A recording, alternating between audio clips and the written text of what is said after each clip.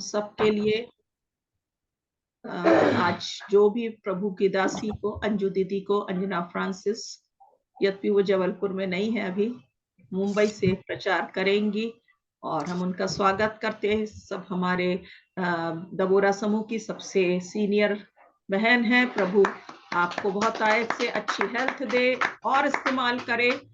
हमारी और भी बहनें हैं जो सचमुच में, शांति बहन और मधु दीदी, सब, परंतु परमेश्वर ने सबको तंदुरुस्ती दी। हालेलुया। और सब विश्वास में भी तंदुरुस्त है। हालेलुया। तो मैं सबके जीवनों के लिए प्रभु को धन्यवाद देती हूँ और सुंदर गवाहियां सबके जीवनों में है। आज हम अंजू दीदी के द्वारा प्रभु के वचन को सुनेंगे। मैं प्रभु के नाम का धन्यवाद करती हूँ अति सुंदर इस अवसर के लिए। प्रभु ने 16 वर्ष दबोरा के इस कार्यक्रम को और इस मीटिंग को विशेष रूप से आगे और आगे बढ़ाया है। अनेक रुकावटें भी आई और कोरोना का समय भी आया, लेकिन प्रभु ने इस समय में भी जूम के द्वारा हम सबको मिलाया है और आज तक वो हमको चला रहा है। और आज के ये सुंदर दबोरा के जन्मोत्सव के लिए, चाहे हम कहें उसकी एनिवर्सरी के लिए, मैं प्रभु के नाम का धन्यवाद करती हूँ और आप सबको बधाई भी देती हूँ। प्रभु के नाम का धन्यवाद हो। बहुत सी आत्माएं इस मीटिंग के द्वारा से, दबोरा ग्रुप के द्वारा से, उनकी गवाहियों के द्वारा, बहनों के जीवन के द्वारा आने पाए। बहुत से लोग प्रभु यीशु को पहचाने और इसमें शामिल होकर प्रार्थनाओं के द्वारा अनेक लोग चंगे पिछले दिनों में हुए हैं। बड़े बड़े आश्चर्य के कर्म हुए हैं, बड़ी बड़ी गवाहियां आई हैं। इसलिए मैं सारी बातों के लिए प्रभु के नाम का धन्यवाद करती हूँ। इसी प्रकार से हम सब प्रभु में एक मिल करके हम और भी अधिक लोगों के पास तक पहुंच सकें और वे सब भी इसमें शामिल हो सकें। 16 वर्ष पहले जब हमने इस मीटिंग को पहली बार किया था, उस समय को मैं याद करती हूँ। उस मीटिंग को सिस्टर एस्तर के द्वारा जो शुरू की गई, मैं प्रभु के नाम का धन्यवाद करती हूँ। लेकिन आज के दिन वचन से पहले मेरे अंदर ये प्रश्न आया कि क्या हम सब ये 16 वर्षों में हमने जो आशीषें पाई हैं, उसके द्वारा से हम प्रभु में जैसे हम 16 वर्ष पहले थे आत्मिक रूप से, क्या हम इस 16 वर्ष के बाद में हम प्रभु के कौन आत्मिक स्तर के कौन से आगे बढ़े हैं या वहीं पर बैठे हैं, या हमने किस प्रकार से प्रभु में हम स्ट्रांग बन गए हैं, स्थिर बन गए हैं, हमारा विश्वास बढ़ा है। सबका अपना अलग अलग ये अनुभव है। लेकिन बहुत ही मैं सोचती हूँ और मैं जैसे देखती हूँ सुनती हूँ, हम सब जो 16 वर्ष पहले थे आत्मिक रूप से, वैसे प्रभु ने हमको रहने नहीं दिया है, लेकिन हम सब आगे बढ़े हैं। इसलिए हम प्रभु के नाम का धन्यवाद करें। और उसी से संबंध में एक पुराना कहने के लिए एक कहानी है जिसके विषय में मैं थोड़ा देर बात करना चाहती हूँ, जो प्रभु ने मेरे सामने में रखा और हम सब उस बात को जानते हैं, बच्चों को सुनाते हैं, संडे स्कूल में भी हम इन बातों को कहते हैं। ये वचन जो है पहला राजा और उसका 17 अध्याय है, जो हम सब बार बार जानते हैं। यहाँ पर पूरे ही अध्याय को हमने एक संक्षिप्त रूप से लिया है और आप सब जानते हैं कि जैसे इसमें लिखा हुआ है, ये एलिया की कहानी है जो कि हमने बार बार सुनी है। और इसी से संबंध में मैं ये बताना चाहती हूँ कि एलिया कौन था। एलिया एक साधारण, हमारे समान में एक साधारण मनुष्य था। और ये जो घटना जो है वो हम उस समय के लिए है जब इस्राएल में अचानक से जो बाल के पुजारी लोग और उसकी आराधना करने वाले ज्यादा बढ़ गए और आहाब राजा जो था, इजराइल का राजा, उसने इजबेल से विवाह कर लिया। और इजबेल जो थी वो बाल देवता की को वर्शिप करती थी, उसकी आराधना करती थी। और उसने धीरे धीरे करके पूरे देश में, पूरे इजराइल में बाल देवता की आराधना करने के लिए सबको उकसाया। और वे सब के सब वहां के लोग बाल देवता की आराधना करने लगे। और पूरी तरह से सच्चे परमेश्वर की आराधना वहां पर दिखाई नहीं देती थी। और बहुत से लोग जो थे वहां पर, मैंने जब उसको पढ़ा तो वहां पर थोड़े से 7,000 लोग ही बच गए थे जो छिप करके सच्चे परमेश्वर की आराधना करते थे। लेकिन उनके अंदर एक डर था, एक भय था, क्योंकि उनको पकड़ लिया जाता था और उनको सजा दी जाती थी और उनको जबरदस्ती वो बाल की आराधना करने के लिए और दबाव डाला जाता था। ऐसे समय में ही एलिया एक साधारण आदमी था, क्योंकि याकूब की किताब में भी, याकूब के अंतिम अध्याय के और 16 वचन में लिखा हुआ है कि 17 वचन में लिखा है, एलिया भी तो हमारे समान दुख सुख भोगी मनुष्य था, और उसने गिड़गिड़ा कर प्रार्थना की कि मेह न बरसे, और 3.5 वर्ष तक भूमि पर मेह नहीं बरसा। एलिया जो था एक साधारण, उन्हीं थोड़े से जो लोग बच गए थे उन्हीं में से एक आदमी था, साधारण आदमी, जिसके अंदर अभी भी जीवित परमेश्वर की आग थी। और उसके अंदर वो इच्छा थी कि सारे इज़राइल में जीवित परमेश्वर की आराधना फिर से होने लगे, और सब लोग ये विश्वास कर लें कि सारे संसार, बल्कि सारे इज़राइल और सारे संसार में सर्वशक्तिमान परमेश्वर यहोवा ही है। और हर समय वो इसीलिए प्रार्थना किया करता था। और यहाँ लिखा, वो गिड़गिड़ा कर प्रार्थना करता था, वो गिड़गिड़ा कर प्रार्थना करता था। और प्रार्थना करते करते करते करते, जिस प्रकार से लोग, हम भी हैं इसमें शामिल, अपने लोगों के लिए हम प्रार्थना करते हैं, अपने देश के लिए हम प्रार्थना करते हैं कि किस तरह से प्रभु हमारे देश में आपका राज्य आए। और वो भी बहुत प्रार्थनाएं करता था, और प्रभु का आत्मा ने उसको प्रेरित किया होगा, और वो अचानक उसने विश्वास का एक कदम बढ़ाया और उसने कहा कि ऐसे बैठे बैठे प्रार्थना करने से कुछ नहीं होता, मुझे कुछ करना पड़ेगा। और वो निकला, और यहाँ पर 17 अध्याय में जो घटना है कि वो एलिया जा करके, जो गिलाद के परदेशियों में से था, उसने अहाब के से कहा, जो राजा अहाब था उसके सामने वो पहुंच गया और उसने कहा, इज़राइल का परमेश्वर यहोवा जिसके सन्मुख में उपस्थित रहता हूँ, उसके जीवन की शपथ, इन वर्षों में मेरे बिना कहे ना तो मेह बरसेगा और ना ओस पड़ेगी।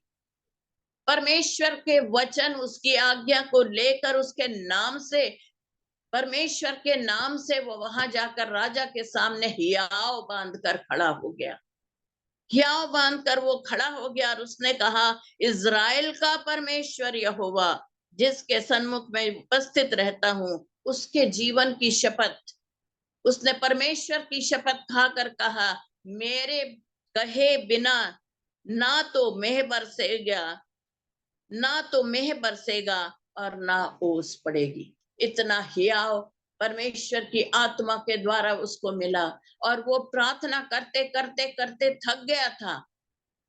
और थकने के बाद उसने सोचा कि जब तक कोई आगे ना बढ़े तब तक कैसे ये कार्य हो सकता है। और उसने विश्वास का कदम उठाया, और चाहे अपने जान की चिंता नहीं की उसने कि वहां क्या होगा, कि अहाब जो है वो भी बाल का पुजारी बन गया था, उसने वहां मंदिर बना लिया था। बहुत सी वचन है पिछले अध्यायों में, उसने वहां मंदिर बनाकर वो भी उसको दंडवत करने लगा था। और यहाँ पर इतना हियाव लेकर खड़ा हो गया और उसने कहा, मेरे बिना कहे, क्योंकि मैं परमेश्वर के नाम से आता हूँ, और परमेश्वर में मेरे कहे बिना ना तो मेह बरसेगा और ना ही किसी प्रकार की ओस पड़ेगी, और वहां उसने अकाल को घोषित कर दिया। और उसके तुरंत बाद परमेश्वर का वचन उसके पास पहुंचा कि यहाँ से तू चल करके और करेत नाम नाले में जो यरदन के पूर्व में है छिप जा। अब ये जो बात हुई और सारे लोगों ने जब ये बात को सुना, ये उनके लिए एक बहुत बड़ी धमकी टाइप हो गई। और इजबेल ने जब सुना होगा, क्योंकि इजबेल उस समय तक जितने परमेश्वर के नबी लोग थे उनको पकड़ पकड़ के और मरवा रही थी, सबको खत्म कर देती थी।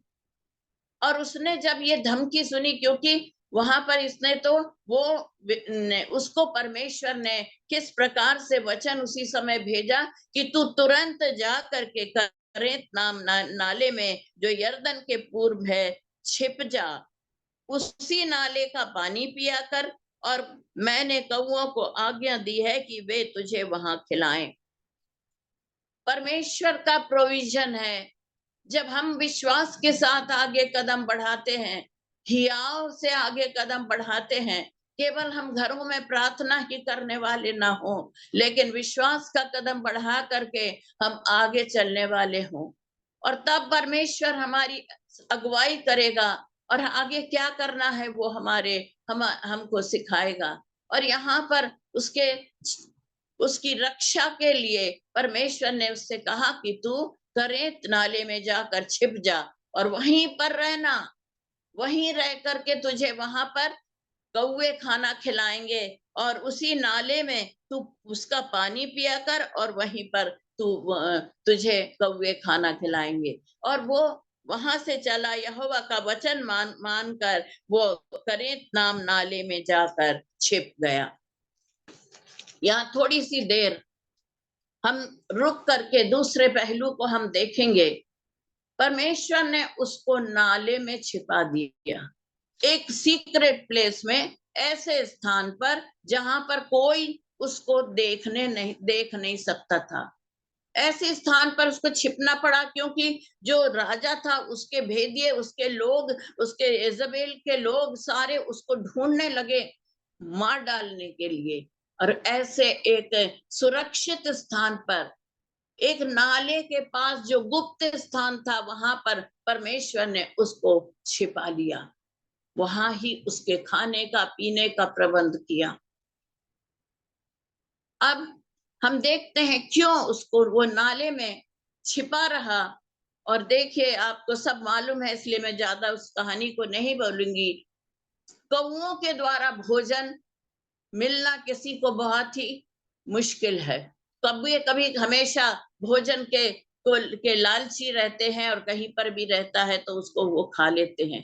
लेकिन परमेश्वर ने उनको इस समय में इंसान को उपयोग नहीं कर सकता था परमेश्वर, क्योंकि वहां पर कोई भी मनुष्य जो थे वो विश्वास योग्य नहीं थे, सारे राजा के लोग थे। इसलिए परमेश्वर ऐसे स्थान पर जब मनुष्य कोई काम नहीं कर सकता है, पशुओं को और पक्षियों को भी इस्तेमाल करता है। बार बार हमने देखा है किस प्रकार उसने बिलाम की गधी को उपयोग में लाया, कौओं को उपयोग में लाया है, और भी कई जगह पर अलग अलग जानवरों और पक्षियों को उसने उपयोग में लाया। वो सब उसकी बनाई हुई रचना है। कौओं के द्वारा से भोजन क्या, गोश्त और रोटी उनको सुबह और शाम नियम से मिल जाती थी, उसको भेजा जाता था। यदि हम सोचें कि वो रोटी कहाँ से, अकाल का समय हो गया है, कहाँ से उसको भोजन मिलेगा, कौन उसको रोटी और गोश्त रोज रोज सुबह शाम देता होगा, तो ये केवल संभव है कि राजा के महल में, जहां पर बाल के सारे पुजारी खाते थे, लोग खाते थे और वहां आराधना करते थे, उनकी टेबल से, उनके भोजन में से परमेश्वर निकाल करके, कैसे मैं नहीं जानती हूँ, मैं सोच भी नहीं सकती, परमेश्वर कौओं के द्वारा एलिया को भोजन पहुंचाता रहा। क्यों परमेश्वर ने एलिया को उस छिपे हुए स्थान में, करेत में वो क्यों छिपाया? और वो ऐसा स्थान था जहां का पानी तो वो पीता रहा, लेकिन एक दिन वो नाला भी सूख गया। क्यों परमेश्वर ने उसको नाले को भी सूखने दिया? यदि परमेश्वर चाहता तो हो सकता है कि वो जो उसका जो नाला है या जो उसका स्रोत है पानी का, वो नहीं सूखता, लेकिन परमेश्वर ने उसको सुखा दिया। पहले हम देखेंगे कि क्यों परमेश्वर ऐसे गुप्त स्थान में एलिया को छिपाया। अभी तक हमने देखा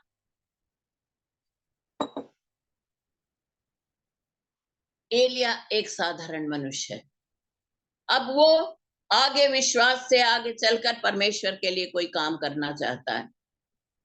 परमेश्वर के लिए वो एक सोल्जर, एक सैनिक बनकर उसके युद्ध में शामिल होना चाहता।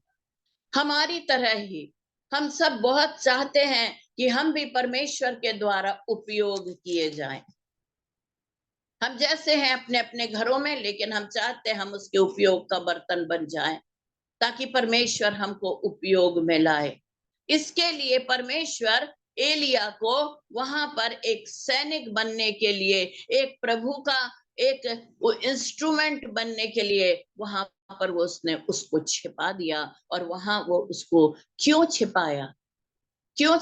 आप यदि सोचते हैं कि एक साधारण मनुष्य, यदि देश की जो लड़ाइयां हो रही हैं या जो भी युद्ध में जो सेना है, सेना में जाकर लड़ाई करने तुरंत पहुंच जाए, तो क्या ये संभव है? कोई भी इंसान, कोई भी मनुष्य जाकर के सेना में भर्ती नहीं हो सकता है, लेकिन सेना में लड़ाई के मैदान में जाने से पहले उसको एक ट्रेनिंग में से होकर जाना पड़ता, एक कैंप में से होकर जाना पड़ता है, जहां उसको बहुत ही कठोर ट्रेनिंग दी जाती है। जो लोग सैनिक बनते हैं उनसे आप पूछें किस प्रकार की ट्रेनिंग का सामना उनको करना पड़ता है।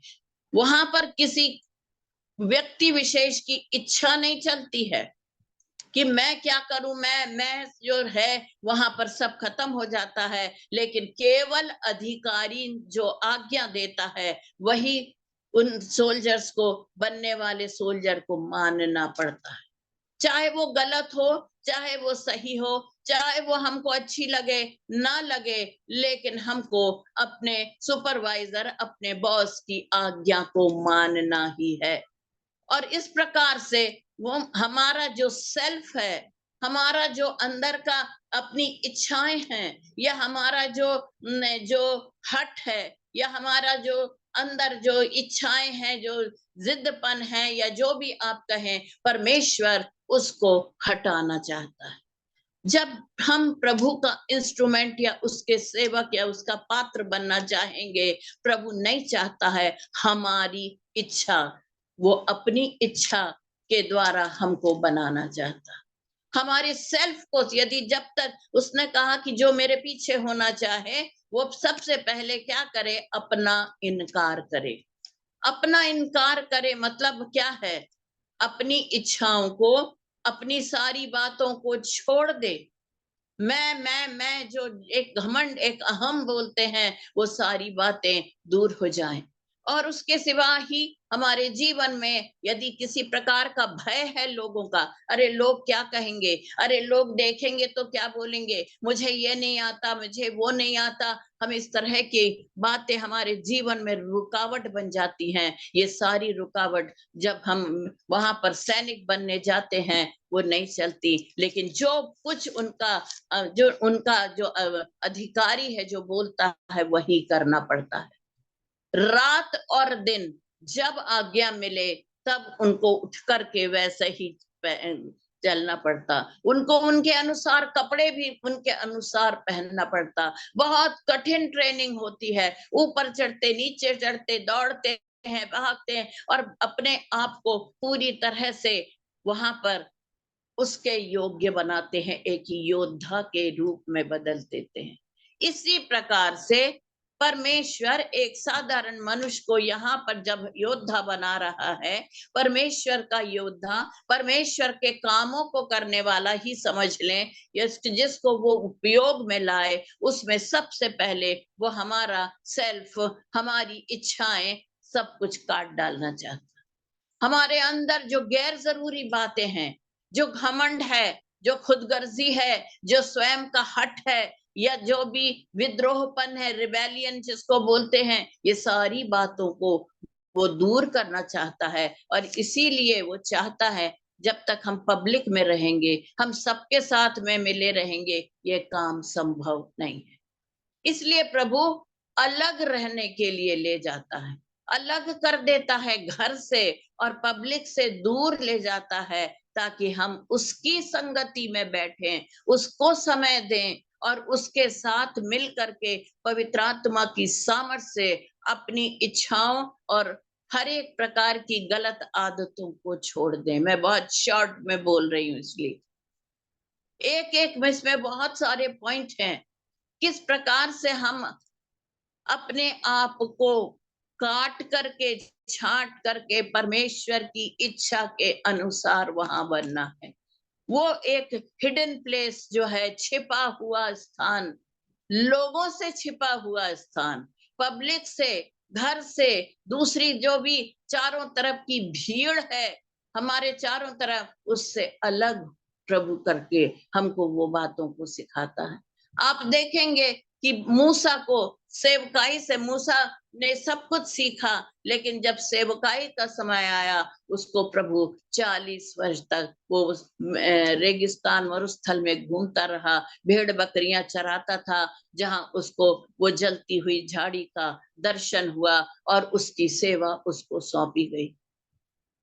जितने भी प्रभु के लोग हैं, प्रभु उनको सिखाता है पहले, बनाता है पहले। हम साधारण लोग हैं, हमको बनने की जरूरत है, सीखने की जरूरत है। हमारी इच्छाएं वहां प्रभु के सामने हम ना रखें। हमारी इच्छा के अनुसार वो काम नहीं करेगा, वो अपनी इच्छा के अनुसार करेगा। और उसके बाद में वो हमको, वो क्या करता है कि पीट करके, मार करके, जैसे जो सोने चांदी का बनाने वाला है, बर्तनों का बनाने वाला, उसको मार मार के उसको एक सही रूप देता है, उसी प्रकार से परमेश्वर हमको ताड़ना दे करके, और ताड़ना दे करके, और हमारे जीवन में तरह तरह के ऐसे चीजों को वो भेजता है, ताकि हम उसके द्वारा कटते और छटते जाएं और एक इमेज में, एक रूप में बन जाएं, जैसा प्रभु हमको चाहता है। अपनी इमेज में वो हमको बनाने के लिए हमारे जीवन में तरह तरह की बातें आती हैं, और इसलिए वो उनके द्वारा से हम सीखते हैं और हम बनते जाते हैं। फिर वो देखता है कि उसमें जो चमक है वो उसका स्वरूप दिखाई दे रहा है कि नहीं। हमको उसके इमेज में बनना है। धीरे धीरे पवित्र आत्मा के द्वारा से अपने आप को काटते और छांटते हुए प्रभु यीशु का स्वभाव हमारे अंदर आना है। और इसके लिए हमको क्या करना है? भीड़ से अलग हो करके एक समय, एक, यदि हम अपने जीवन को देखें, हमारा कुछ जीवन का भाग हम दुनिया के साथ रहते, परिवार के साथ में रहते, वो सब हमारे जीवन का वो भाग सब ने देखा है। स्वभाव हम हमारे बोलने से, चालने से, व्यवहार, ये सब देखते हैं। लेकिन एक समय है, हमारे जीवन का दूसरा भी पहलू है, जब हम अकेले रहते हैं, अकेले अपने घर में रहते हैं, और वो समय जो है, उस समय को कोई नहीं देखता है, और वो समय प्रभु चाहता है कि हम वो समय उसके साथ बिताएं।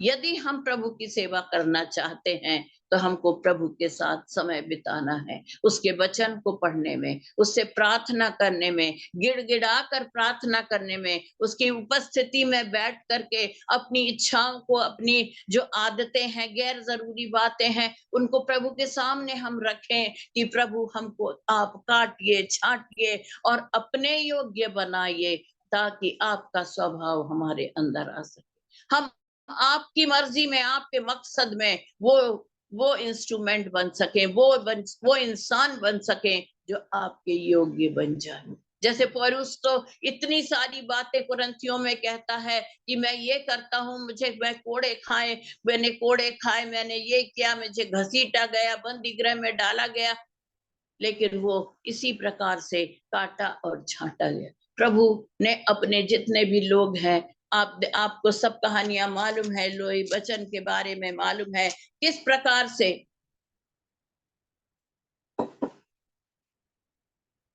जब यूसुफ को प्रभु ने उस मिस्र देश का अधिपति बनाने के पहले उसको क्या किया गया, अपने परिवार से दूर, अपने भाइयों से दूर ले गया, उस अंधे कुएं में डाला गया और उसके बाद उसको बेचा गया, पोतीफर के घर में गया, बंदी गृह में 13 वर्ष उसने जीवन, उसकी जवानी वो 13 वर्ष उसके बंदी गृह में निकाला। क्यों?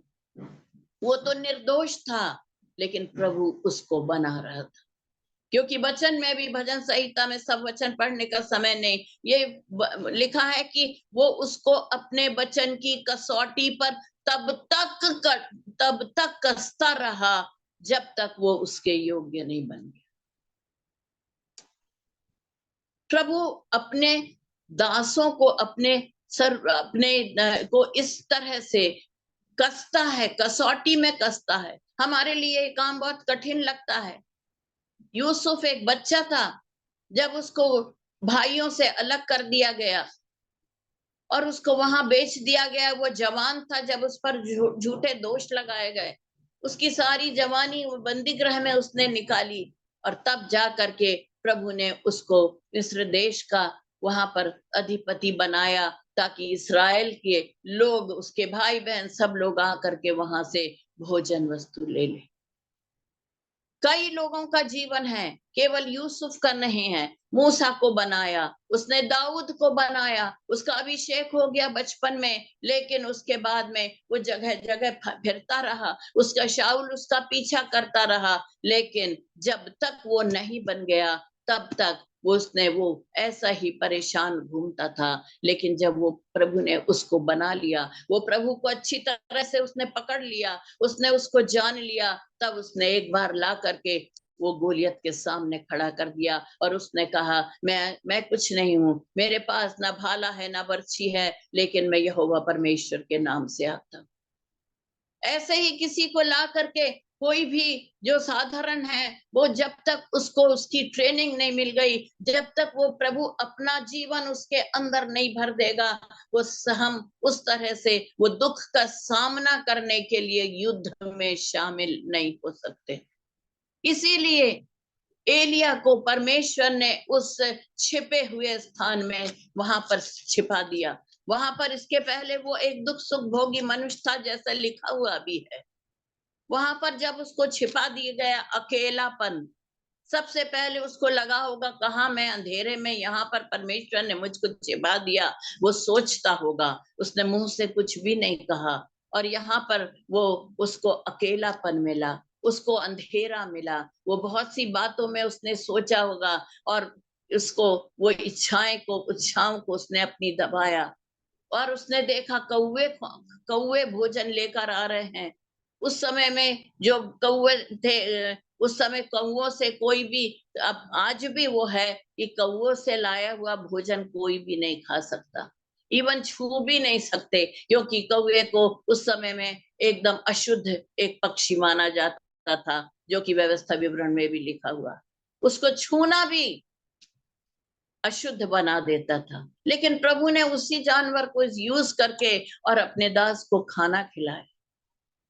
वो सोचता था, मुझे तो ये भी छूना पड़ रहा है। सुबह के बाद में शाम की वो रास्ता भी देखता होगा उस समय, कि शायद पता नहीं भोजन आता है कि नहीं आता है। उसके अंदर एक इच्छा, एक चिंता होती होगी, लेकिन नियमित रूप से सुबह और शाम प्रभु ने उसको भोजन प्रोवाइड किया। उसको वो बन गया, वो बनाता रहा, उसको काटता रहा, छांटता रहा, उसके अंदर की सब इच्छाओं को उसने निकाला, और उसके लिए हर समय ये था कि प्रभु कब मुझको यहाँ से निकालेगा। थोड़े दिनों के बाद में नाला सूख गया। क्यों सूख गया? क्योंकि प्रभु ये नहीं चाहता है कि हम उसकी आशीषों की तरफ आंखें लगाए रहें, कि हम कौवा कब आएगा, कब मुझे भोजन मिलेगा, कब पानी पर मैं पानी आराम से वहां रह रहा है, पानी भी है, खाना भी है, और उसकी आंखें उसी में।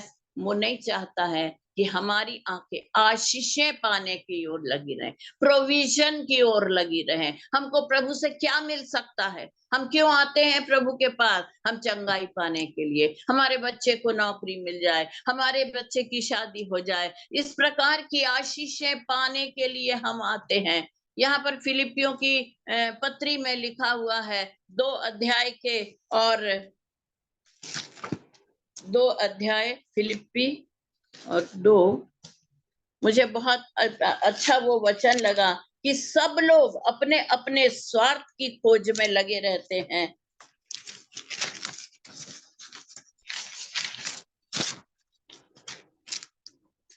हालेलुया।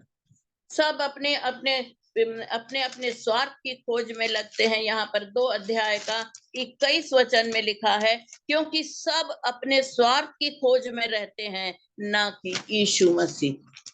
सब अपने अपने स्वार्थ, अपनी इच्छाओं की पूर्ति जो हो जाए, सब कुछ हमको मिल जाए, केवल प्रभु यीशु के पास में इसीलिए आना चाहते हैं। बहुत से लोग हैं केवल यीशु मसीह नहीं चाहिए, यीशु मसीह को अपना जीवन नहीं देंगे, यीशु मसीह को अपना प्रभु नहीं मानेंगे, ऊपर से मानेंगे लेकिन उसको चाहते नहीं हैं। लेकिन हमारी प्रार्थनाओं का उत्तर मिल जाए, हमारी बातें पूरी हो जाए, हमको नौकरी मिल जाए, खाना मिलता रहे और सारी आशीषें मिलती रहे, लेकिन प्रभु नहीं चाहता। पानी और भोजन भर काफी नहीं है, नाला सूख गया। आज कितने लोग हैं जो ये सूखे हुए उस नाले के पास बैठे हैं। पैसे की कमी है, हेल्थ ठीक नहीं है, बीमारियों का घर बन गया है। आज ये बीमार है तो कल वो बन गया, वो बीमार है तो वो बीमार है। अनेक तरह की ये जो ड्राइनेस होती है, ड्राइनेस जो है ये ड्राई ब्रुक की कहानी है, ये सूखे हुए नाले की कहानी है, जिसकी आशीषें सूख गई हैं। हमारे जीवन में भी, हमारे परिवारों में भी, हमारे घरों में कितना है कि अचानक से बहता था सोता, लेकिन आशीषें तभी अचानक से ये हुआ, वो सूख गया। अच्छा काम करते करते किसी का जॉब चला गया, अच्छा परिवार चलते चलते जो पैसे का रास्ता था वो कम हो गया, या कोई खर्च आ गया, या लोन आ गया, या कर्ज के बंधन में पड़ गए, या और किसी भी प्रकार की ऐसी तकलीफें आ जाती हैं। ऐसी बातें जो हमारी आशीषों को, हमारे खुशी को, हमारी शांति को सुखा देती हैं। यदि कितने भी लोग हैं दुनिया में, सबसे यदि हम पूछेंगे तो हर एक के पास कोई ना कोई समस्याएं। प्रभु ये हमारे विश्वासियों के जीवन में ये बातें क्यों आती हैं? क्योंकि प्रभु हमारे लिए हमको कुछ बनाना चाहता है। हम आशीषों को ना देखें, हम प्रभु को देखने वाले हो जाए। उसके बाद जब वो ये बातें हो गई और प्रभु ने उस नाले को भी छिपा दिया।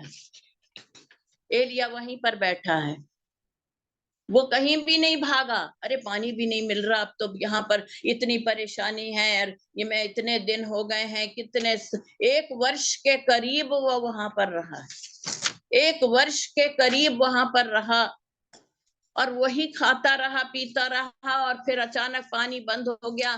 क्या पानी में बिना पानी के क्या करूंगा? और यहाँ वहां वो भागा नहीं, उसने दूसरा रास्ता नहीं खोजा, चुपचाप रुका रहा। क्यों रुका रहा? परमेश्वर के वचन के लिए। यहाँ पर लिखा, और वह 7 पद में, कुछ दिनों के बाद उस देश में वर्षा न होने के कारण नाला सूख गया, और वो वहीं बैठ करके रास्ता देखता था। किस बात की रास्ता देख रहा था?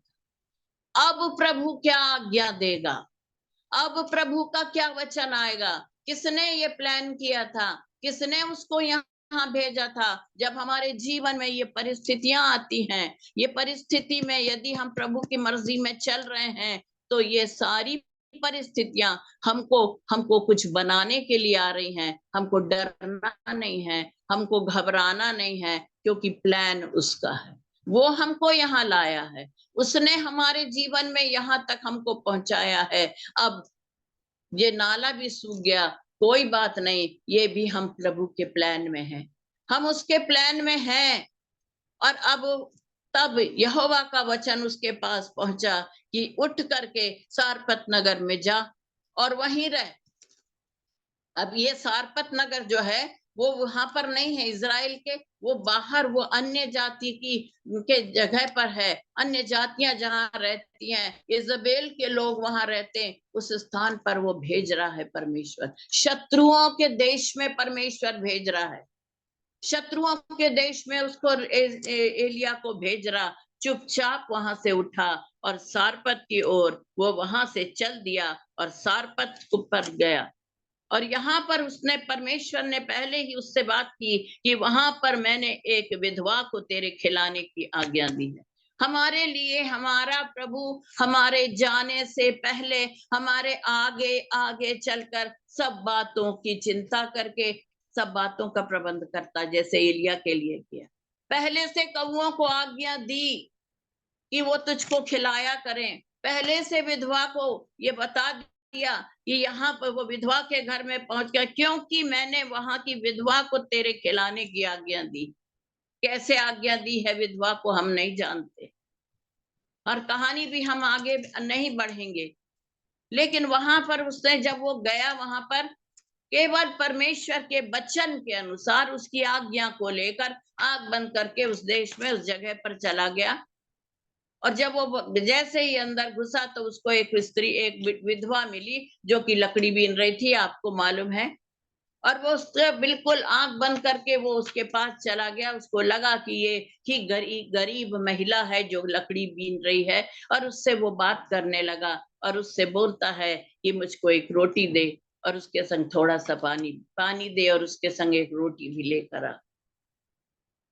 और अकाल का समय है, किसी के पास भोजन नहीं है, भोजन नहीं है। और वहां पर भी वो पहुंचा, उसने कहा मेरे पास तो ना आटा है ना रोटी है, थोड़ा सा है, मैं तो आज बनाऊंगी और खाऊंगी और मैं और मेरा बेटा मर जाएंगे।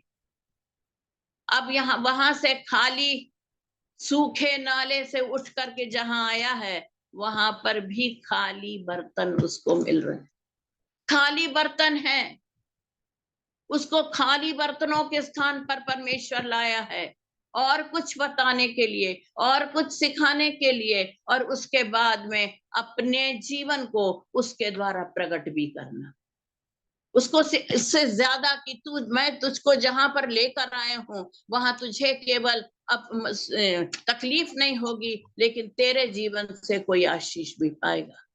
और जब वहां पर वो लेकर आया, तब क्या हुआ है कि वहां पर आप जानते हैं कि उसने उसको जब रोटी दी और एलिया ने उससे कहा कि यहोवा परमेश्वर यहाँ पर कहा, एलिया ने उससे कहा 13 पद में, मत डर, जाकर अपनी बात के अनुसार कर, परंतु पहले मेरे लिए एक छोटी सी रोटी बनाकर मेरे पास ले आ, और इसके बाद अपने और अपने बेटे के लिए बनाना। क्योंकि 14 पद, क्योंकि इज़राइल का परमेश्वर यहोवा कहता है कि जब तक यहोवा भूमि पर मेह ना बरसाए, तब तक ना तो उस घड़े का मैदा समाप्त होगा और ना कुप्पी का तेल घटेगा। परमेश्वर का वचन उसको बताया, मत डर, और तेरे घर का जो भी आटा है और तेरे कुप्पी में जो तेल है वो खत्म नहीं होगा। जब तक ये अकाल है तब तक उसमें खाएंगे। और आप जानते हैं कि वे लोग पूरे अकाल तक, एलिया भी और उसका बेटा और विधवा, उसी में से खाते रहे। इकट्ठा परमेश्वर ने पूरे घड़े को आटे से नहीं भरा, एक बार में उसने आटे को नहीं भर दिया, उस पूरी कुप्पी को तेल से नहीं भरा। क्यों हमारा परमेश्वर ऐसा करता? वो चाहता है हम हर दिन उसके से रोज की, हमने उसने क्या प्रार्थना करना सिखाया कि प्रतिदिन की रोटी मुझे दे। वो हमको प्रतिदिन की रोटी देता है, प्रत्येक सुबह नई करुणा से भर देता है, नया जीवन देता है। मन्ना के समय में आप जानते हैं कैसे प्रतिदिन मन्ना गिरता था, हर दिन हर दिन उसके पास जाना है, उससे रोटी मांगना है। उसके पास जाकर जब हम उस पर भरोसा रखना सीखेंगे, उसका जब वो अपने घड़े में हाथ डालती थी, उसको इतना चाहिए उतना आटा मिल जाता था। जब कुप्पी में जो तेल था, उतना जितना आवश्यक है उतना उसको मिलता था, भरता नहीं था कभी। स्टेप बाय स्टेप, प्रतिदिन एक एक कदम आगे बढ़ा करके हम प्रभु की आशीषों को पा सकते हैं। और तब क्या हुआ, आराम से जिंदगी। एक दिन उसका बेटा बीमार हुआ और मर गया। अब उसका दोष भी उस स्त्री ने क्या किया, उस एलिया पर लगा दिया कि तू क्यों आया है, तेरे कारण से मेरा बेटा मर गया है। और तब उसने उससे कहा, मुझे अपना बेटा दे। वो अपने कमरे में आया, उसको खट्टी खाट पर डाला और यहोवा परमेश्वर से उसने प्रार्थना की। वो घबराया नहीं, अरे मेरे आने से तो ऐसा हो गया, अब सब लोग मुझको दोष देंगे। क्यों? क्योंकि वो परमेश्वर के प्लान में है, क्योंकि उसके पास परमेश्वर का वचन है। वो अपनी बुद्धि से, अपनी इच्छा से कुछ नहीं कर रहा है। इसलिए जो कुछ हो रहा है, प्रभु ये तेरी मर्जी है, प्रभु ये जो कुछ हो रहा आप देख लो। यहाँ पर भी वो यही बोलता है, जब वो 21 पद में वो कहता है, प्रार्थना करके कहता है, हे मेरे परमेश्वर यहोवा, इस बालक का प्राण इसमें फिर से डाल दे। और उसके पहले उसने 20 पद में भी प्रार्थना की, हे मेरे परमेश्वर, क्या तू इस विधवा का बेटा मार डालकर जिसके यहाँ मैं टिका हूं, इस पर विपत्ति ले आया है। जो कुछ भी है हम परमेश्वर के सामने रख दे। यदि हम परमेश्वर के प्लान में चल रहे हैं, उसकी इच्छा में चल रहे हैं, तो जो कुछ हमारे जीवन में कमी घटी हो रही है, यदि हमारे आशीषों का जो सोता है वो कम हो गया है, पैसे की कमी है, बीमारियां आ गई हैं, या किसी बात से नौकरी चली गई है, या किसी भी प्रकार की अशांति है, किसी भी प्रकार की घर में गड़बड़ी है, वो सब को यदि हम प्रभु के इच्छा में चल रहे हैं, अपनी मर्जी से नहीं, प्रभु की मर्जी में है, प्रभु आप देख लो, जो कुछ भी हो रहा है आप देख लो। और उसने जब उसके लिए प्रार्थना की, प्रभु ने उसके प्राणों को उसको दे दिया। और तब यहाँ पर स्त्री ने कहा, अब मुझे निश्चय हो गया है, तू परमेश्वर का जन है और यहोवा का जो वचन तेरे मुंह से निकलता है वो सच होता है। यहाँ पर उसने उसको मान लिया। इच्छा यह है मेरी कि मैं उसको करेत से निकाल, करीत नाले से जो सूखा हुआ था, एलिया का एम क्या था, वो सारे इज़राइल में परमेश्वर को, सर्वशक्तिमान जिंदा परमेश्वर को बताए, ताकि सब लोग ये कह सके इज़राइल का परमेश्वर यहोवा, बाल नहीं है। और इसीलिए 18 अध्याय में यदि आप जाएंगे, एक शॉर्ट में थोड़ी सी बात करती हूँ, टाइम भी हो रहा है। 18 अध्याय में यहाँ पर परमेश्वर ने उससे कहा कि जा अब अहाब को दिखा दे, 3.5 साल का समय हो गया, अब मैं वर्षा भेज दूंगा। अब उसने कहा कि मैं बरसा दूंगा। और तब वो उसको, अहाब को दिखाने के लिए गया, दिखाने लगा, लेकिन अचानक से कैसे जाए। और उसने एक जो प्रभु का जन था अहज्या, उसका सहारा लेकर वो प्रभु के अहाब के पास में गया और उससे कहा कि देखो, मेरा परमेश्वर सच्चा परमेश्वर है। आप ऐसा करो कि बाल के जितने भी पुजारी हैं उनको जाकर करमेल पहाड़ पर आने की आज्ञा दे, और मैं भी वहां पर जाऊंगा, और हम दोनों, वो लोग भी और मैं भी, हम अपने अपने परमेश्वर को पुकारेंगे। एक वेदी बनाई जाएगी और उसमें अपनी अपनी वेदी बनाए, और उसमें आग नहीं लगाना है। बहुत शॉर्ट में मैं इसलिए कह रही हूँ। और उसके वहां पर उसके 300 बाल के पुजारी आ गए, और वे वहां पर जा करके उन लोगों ने वेदी तैयार किया और वहां बछड़ा रखा, और सुबह से शाम तक चिल्ला चिल्ला कर उसकी आराधना करने लगे, लेकिन आग नहीं आई। और तब एलिया आया और उसने भी अपने लिए एक वेदी, जो पुरानी वेदी थी, उस वेदी को सुधारा और सुधार करके हमको मालूम है किस प्रकार उसने पानी डलवाया और गड्ढा खोदा, पानी डलवाया और सब कुछ करने के बाद में जब उसने प्रार्थना किया, हालेलुया, उसने क्या प्रार्थना किया?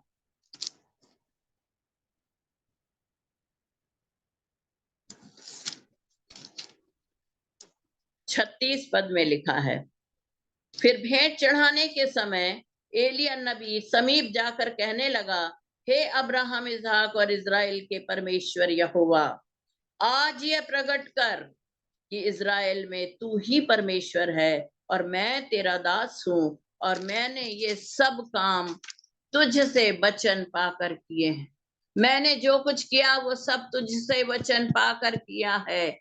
हे यहोवा, मेरी सुन कि लोग जान लें कि हे यहोवा, तू ही परमेश्वर है और तू ही उनका मन लौटा लाता है।